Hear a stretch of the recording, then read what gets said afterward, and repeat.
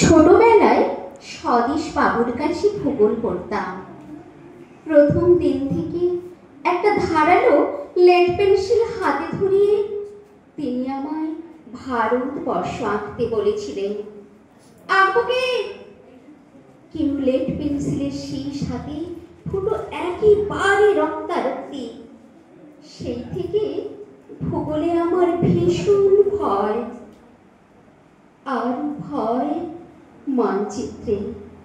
মানচিত্র মানেই আমার কাছে ধারালো লেড পেন্সিল।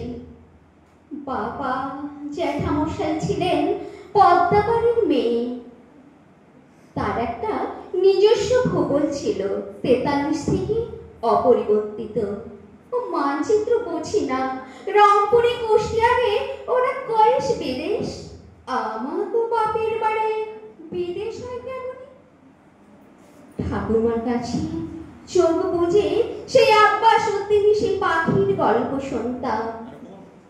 বগাকে দেখে বগি কাঁদে, বগিকে দেখে বগা, আয় পাখি আমরা দুজনে গলা ধরাধরি পড়ে কাঁদিল নীরবে।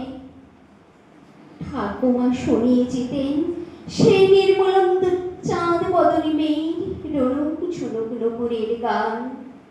স্বপ্নে খুঁজে বেড়াতাম সেই পড়শিকে, বাড়ির পাশে আরশিনাপুরে যার বসত।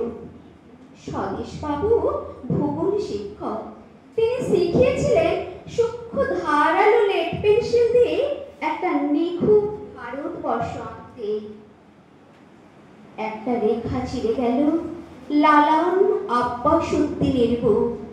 অন্য রেখাটা টানলাম গোলাম আলী নুসরত আলী হৃৎপিণ্ডের পাশ দিয়ে।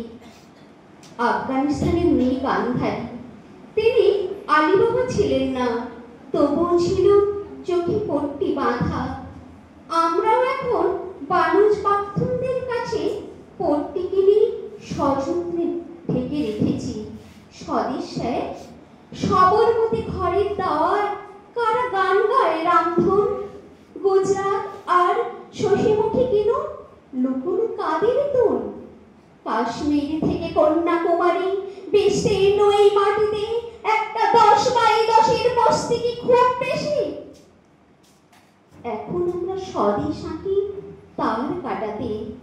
আঁকতে আঁকতে হাতে আমার রক্ত ক্ষত। স্বদেশ মানে কাঁটার বেড়া লেড পেন্সিল।